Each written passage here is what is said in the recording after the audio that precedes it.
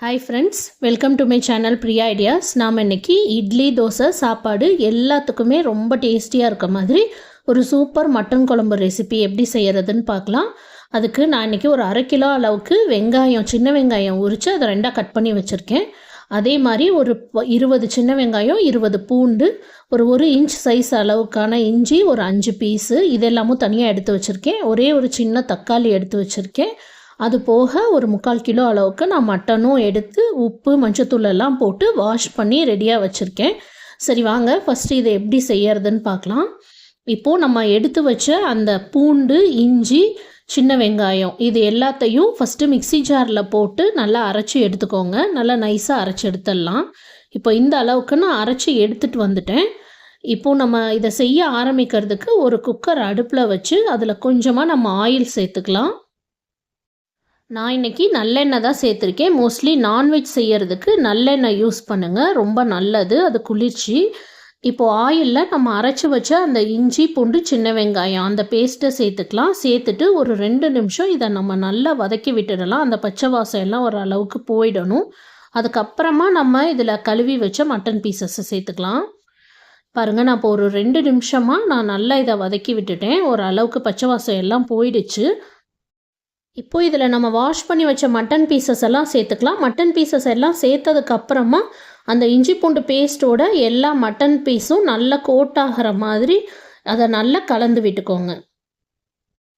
எல்லாத்தையும் நல்லா கலந்துட்டு அடுப்பை சிம்மில் வச்சுருங்க. இந்த மட்டன்லேருந்து கொஞ்சமாக தண்ணி விட்டு வரும். அதுக்குள்ளார நம்ம சைடில் இன்னொரு அடுப்பில் வதக்கி அரைக்கிறதுக்கு வெங்காயம், தக்காளி அதெல்லாம் ரெடி பண்ணிடலாம். அதுக்கு ஃபஸ்ட்டு ஒரு வடைச்சட்டியில் கொஞ்சமாக ஆயில் எடுத்திருக்கேன். அந்த ஆயிலில் ஃபஸ்ட்டு ஒரு 1.5 ஸ்பூன் அளவுக்கு கசகசா சேர்த்துக்கோங்க. நான்வெஜ் செய்யும் பொழுது மோஸ்ட்லி நீங்கள் கசகசா சேர்த்துக்கோங்க, ரொம்ப நல்லது. ஒரு 1.5 ஸ்பூன் அளவுக்கு கசகசா சேர்த்துட்டு அதுக்கப்புறமா அதில் நம்ம கட் பண்ணி வச்ச சின்ன வெங்காயத்தை சேர்த்துக்கலாம். இந்த கசகசா லைட்டாக பொரிஞ்சு வரட்டும், அதுக்கப்புறமா வெங்காயத்தை சேருங்க. இப்போ நாம் வெங்காயத்தை சேர்த்தாச்சு. வெங்காயத்தை சேர்த்ததுக்கப்புறம் அடுப்பை நல்லா சிம்மில் வச்சு வதக்கி விட்டுடுங்க.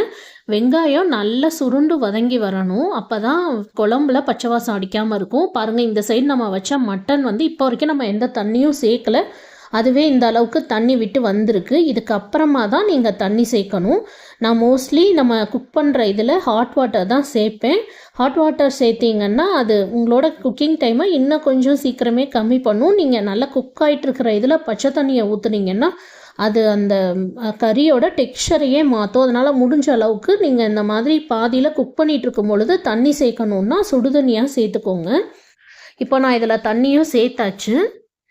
இப்போது இது கூட நாம் ஒரு 1.5 ஸ்பூன் அளவுக்கு மிளகு, ஜீரகம் அதை பொடிச்சு அதில் சேர்த்துக்கலாம். இப்போது இது கூடவே கொஞ்சமாக கல்லுப்பு சேர்த்துக்கோங்க. சேர்த்து எல்லாம் நல்லா கொதித்து வந்ததுக்கப்புறமா குக்கரை மூடி இது ஒரு 4லேருந்து 5 விசில் வரைக்கும் விட்டுருங்க. இப்போ இந்த பக்கம் நம்ம வெங்காயம் வதக்கிட்டு இருந்தோம் இல்லையா, அது நல்லா வதங்கிடுச்சு. இது கூட நம்ம கட் பண்ணி வச்ச அந்த ஒரு தக்காளியையும் சேர்த்துக்கலாம். தக்காளியையும் சேர்த்ததுக்கப்புறமா இதில் கொஞ்சமாக உப்பு போட்டு தக்காளியும் நல்லா வதங்குற வரைக்கும் விட்டுருங்க. இது ரெண்டும் நல்லா வதங்கி வந்ததுக்கப்புறமா இது எல்லாத்தையும் நம்ம ஆற வச்சுட்டு ஒரு மிக்ஸி ஜாரில் அரைச்சி நல்லா பேஸ்ட்டாக எடுத்துகிட்டு வந்துடலாம். இப்போ நம்ம குக்கரில் வச்ச மட்டன் நல்லா வெந்து வந்துடுச்சு. இந்த ஸ்டேஜில் நம்ம இதில் ஸ்பைஸ் பவுடர்ஸ் எல்லாம் சேர்த்துக்கலாம்.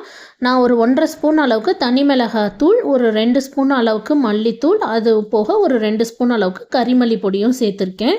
இந்த கறிமல்லி பொடி ரெசிபி எப்படி செய்யறதுன்னு சொல்லிட்டு நான் சேனலில் வீடியோவாக போடுறேன். உங்களுக்கு ஆல்ரெடி ஒரு வீடியோவில் சொல்லியிருப்பேன். எல்லா நான்வெஜ் குழம்புக்குமே நான் இந்த கறிமல்லி பொடியை தான் யூஸ் பண்ணுவேன். ஜஸ்ட்டு நம்ம வெங்காயத்தோடு அதை அரைச்சி ஊற்றிட்டா கூட போதும். நான் இன்றைக்கி இந்த குழம்பு வேறு மாதிரி வைக்கிறதுனால நான் இதில் கொஞ்சமாக அந்த கறிமல்லி பொடி யூஸ் பண்ணியிருக்கேன். அது ரொம்ப வாசமாக டேஸ்ட்டாக இருக்குங்கிறதுனால அதையும் கூட இதில் நான் சேர்த்துருக்கேன்.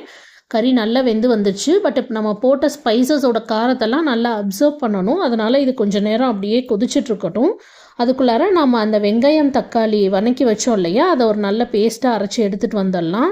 அதை இது கூட தான் நம்ம சேர்த்து கொதிக்க விட போகிறோம். வெங்காயம், தக்காளி நான் அரைச்சி எடுத்துகிட்டு வந்துட்டேன். இப்போ அதை கூட நம்ம இது கூடயே சேர்த்து நல்லா கலந்து விட்டுட்டு இன்னும் ஒரு 5 நிமிஷம் இதை கொதிக்க விட்டுடலாம். நம்ம சேனலில் ஸ்பைஸ் பவுடர்ஸ் எல்லாமே எப்படி ரெடி பண்ணுறதுன்னு சொல்லி நான் வீடியோவாக போட்டுட்ருக்கேன். அதே மாதிரி நம்ம எல்லாமே ரெடி பண்ணி வீட்டில் இருந்து சேல் பண்ணிட்டும் இருக்கோம். சாம்பார் பொடி, தனி மிளகாத்தூள், மல்லித்தூள், மஞ்சள் பொடி எல்லாமே நம்ம ரொம்ப நேச்சுரலாக பண்ணிகிட்ருக்கோம். இட்லி பொடி இருக்குது, சத்து மாவு கூட இருக்குது, எண்ணெய் செக்கு எண்ணெய் கூட நம்ம பண்ணிகிட்ருக்கோம். வாகை மரச்செக்கு எண்ணெய் தான் பண்ணிகிட்ருக்கோம். அதுவும் கடலெண்ணெய், நாட்டு நிலக்கடலையில் பண்ணிகிட்ருக்கோம். எள்ளுமே வந்து நல்ல தரமான எள்ளில் பண்ணிகிட்ருக்கோம். தேவைப்படுறவங்க நம்ம வாட்ஸ்அப் நம்பருக்கு கான்டாக்ட் பண்ணி ஆர்டர் பண்ணி வாங்கிக்கோங்க.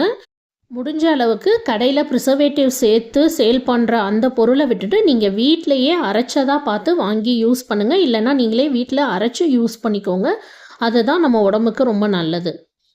சரி, இப்போ குழம்பு வந்து நல்லா கொதிச்சிருச்சு. ஆல்மோஸ்ட் எல்லா மசாலாவோட ஸ்பைசஸோடு சேர்ந்து நல்லா குக் ஆகிடுச்சு. உங்களுக்கு பார்த்தீங்கன்னாலே தெரியும். அந்த எண்ணெய் எல்லாம் நம்ம ஊற்றின எண்ணெய் நம்ம நிறைய ஊற்றல, அந்த கொஞ்சம் எண்ணெய் கூட மேலே பிரிஞ்சு வந்துருச்சு. இப்போ கடைசியாக நாம் இதில் பட்டை, கிராம்பு, சோம்பு, கருவேப்பிலை இது எல்லாமே தாளித்து கொட்டிட்டு நல்லா ஒரு தடவை கலந்து விட்டுட்டு குழம்பை இறக்கிடலாம். அவ்வளோதான். சூப்பர் டேஸ்டி அண்ட் எம்மியான மட்டன் குழம்பு ரெடி ஆயிடுச்சு. இது இட்லி தோசையோடு சாப்பிட்றதுக்கும் ரொம்ப நல்லாயிருக்கும். சாதத்தோடு சேர்த்து சாப்பிடவும் சூப்பராக இருக்கும். உங்களுக்கு லஞ்சுக்கு இது கூடவே வறுவல் மாதிரி வேணும்னு தோணுச்சுன்னா இதுக்குள்ளே இருக்க பீசஸையே நீங்கள் ஃபில்ட்ரு பண்ணி எடுத்துட்டு கொஞ்சமாக சின்ன வெங்காயம், சோம்பு, கருவேப்பிலை வந்து போட்டு தாளித்து இந்த பீசஸை போட்டு நல்லா வணக்கிட்டு அது கூட கொஞ்சமாக சிக்கன் மசாலாவோ இல்லைனா இந்த மாதிரி கறிமல்லி பொடி இருந்துச்சுன்னா அதுவோ அது ஒரு ஸ்பூன் அளவுக்கு போட்டு இன்னொரு தடவை நல்லா கலந்து விட்டுட்டிங்கன்னா ஒரு சூப்பரான வறுவல் கூட உங்களுக்கு வந்து ரெடி ஆயிரும். லஞ்சோட சேர்த்து சாப்பிட்றதுக்கு உங்களுக்கு இன்னொரு டிஷ்ஷும் கிடைச்ச மாதிரி இருக்கும். கண்டிப்பாக ட்ரை பண்ணி பார்த்துட்டு எப்படி இருந்ததுன்னு கமெண்ட்ஸில் மென்ஷன் பண்ணுங்கள். நாம் என்னெல்லாம் திங்ஸ் இருக்குதுன்னு சொல்லி நான் அந்த லிஸ்ட்டு வாட்ஸ்அப் நம்பர் எல்லாம் இங்கே கொடுக்குறேன். அதெல்லாம் பார்த்துட்டு ஏதாவது தேவைன்னாலும் நம்மளை கான்டாக்ட் பண்ணுங்கள். மறக்காமல் பிரியா ஐடியாஸை லைக் பண்ணுங்கள், சப்ஸ்கிரைப் பண்ணுங்கள், ஷேர் பண்ணுங்கள்.